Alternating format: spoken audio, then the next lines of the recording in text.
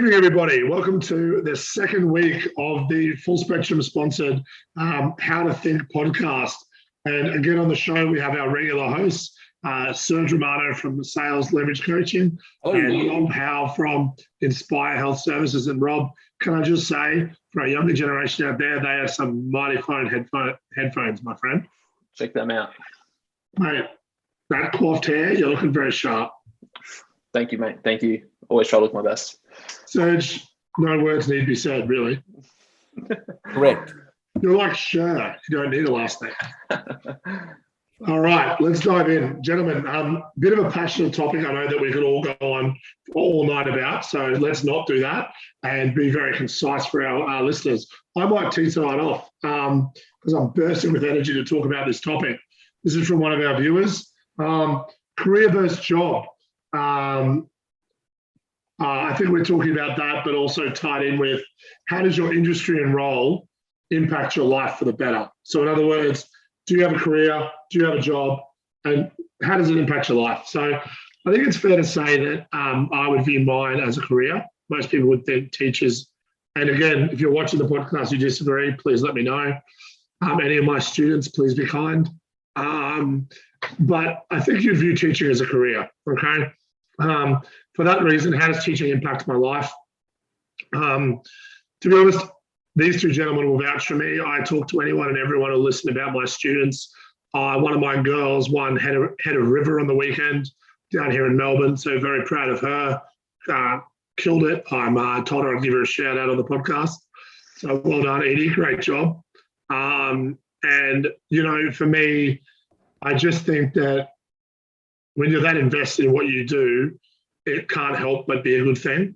And then everything sort of comes from there in terms of, you know, finances and all the big adult things that we all have to start thinking about. For any of the teenagers listening, I'll just say this before I hand it over to these gentlemen. Passion, passion, passion, passion. If you are not passionate, do not do it.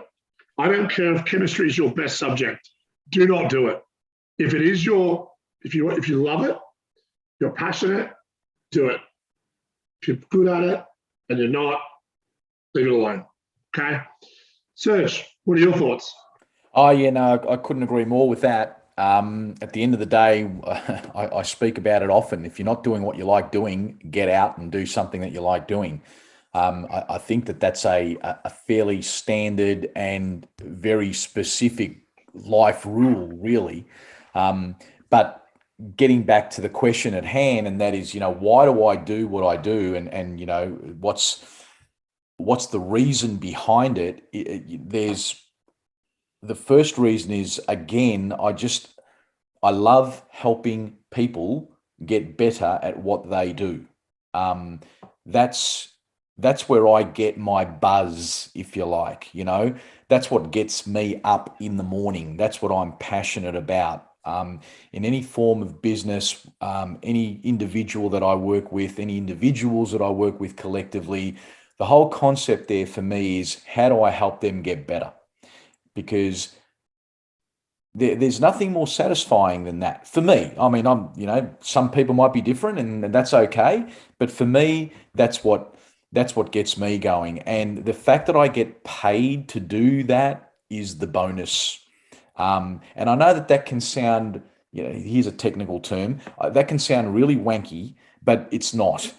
You know, like that's so important for me. And then on top of that, where you do get the feedback where people come back and say, you know, it's because of what I've learned from you that I've been able to achieve this. It's because of, you know, your system and process in sales and sales management coaching that we were able to achieve, you know, a 25% increase in our turnover, etc. And we've been able to grow our business to a certain level and beyond. That to me is worth more than $1 million. And so, you know, from my perspective, that's why I do what I do. Thank you, Serge, for sharing. Very passionate. And again, anyone who's heard that who wants to hear more from Serge, please make sure you email us in, contact us so we can give you some more of that information, either personally or in weeks to come. Rob, what do you got? What do you got for us tonight, mate? Well, following on from both of you guys, we spoke about how much we love helping people, and I'm pretty much the same. That's why I originally got into physiotherapy. It's originally why I got into the health field. In general, every single day, I get to help many people in many different ways and forms. Basically, if whoever comes in, they have a certain ailment, they have a certain injury, a certain pain, and everyone's got a goal.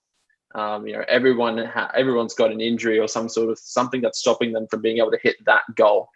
And as a physiotherapist, it's really cool to be able to understand not only what's going on from the physiological level of what's happening with the body, what's happening with the injury, but understanding the person and getting to know the person so that I can understand more about, what does this actually mean to them? This injury, yeah, it's horrible. We're in lots of pain.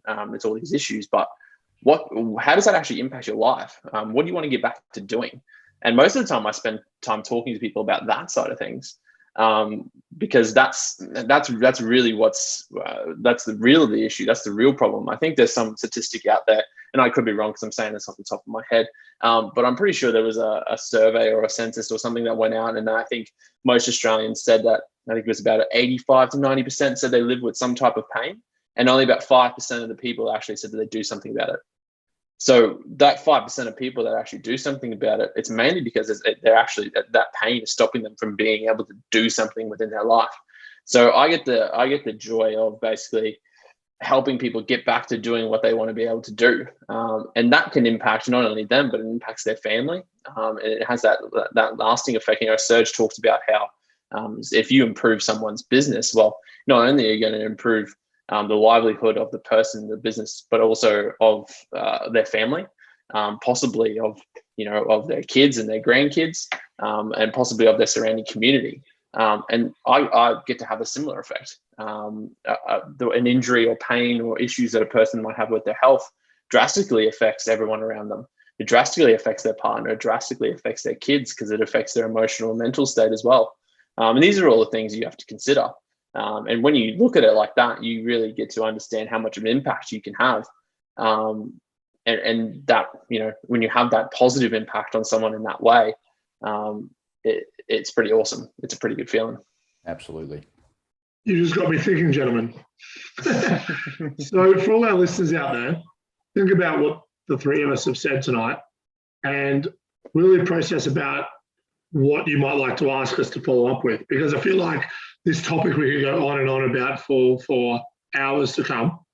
So rather than continue to do so, what I'd like to do is open it to the floor for those listeners and say, please follow up with us. Please give us more. Please follow up with what you found interesting. I guess before we wrap up tonight's show, gentlemen, is there anything that you want to give as a little tidbit for people to focus on in terms of, focusing on getting the best out of your life that you can? You want to kick that one off, Rob, or? Yeah, sure. I'll kick that one off. Look, if we go, I'll sort of try and relate it back to what we were talking about before in terms of having a passion for something. Well, I guess one of the other things I'll say is get out and do something. That's probably the biggest thing. Get up and get out of bed and go and do something. Do something. And if doing something you enjoy helps you get out of bed and go and do it, go and do it. And then build a routine and build some discipline around that routine, and practice that over and over again. If you practice that at the most very basic level, and you build upon that, everything grows from there. And the second thing, obviously, being a health practitioner, everything starts with your health, literally everything. So exercising, eating well, hydrating well, it sets the basis of you as a person and as a human. If you look after the human, you're going to look after the professional, the student, the businessman, whatever the case may be. The human always comes first. And if the human doesn't work properly, the rest don't. The thing that I'd like to add to all of that makes all the sense in the world, obviously, and especially the health aspect of that's a non-negotiable. For me, we've been talking a lot about passion, right? So it's something I talk about a lot with the people that I do work with. And I've spoken about this with my kids and people that I've dealt with that are, at an age where they're just starting off with either their careers or whatever. Don't think that you need to have that done and dusted by the time that you're 20, right? It's sometimes so unreal to expect that. So try things, do things, as you know, Rob said, do different things and enjoy the process of finding your passion, right? And don't get disappointed if you don't find it on your first go or your second go, because it may not happen. And that's just the reality of life. So that's one of the key things that I'd like to say about that. Just try different things, enjoy the process of that, and hopefully that journey takes you to whatever the passion is that you're going to find. Gentlemen, thank you for your thoughts, and it's been a very interesting show. Guys who are listening, girls who are listening, please email us in, contact us. We want to hear more from you. And until next week, stay safe, and we'll see you all next week.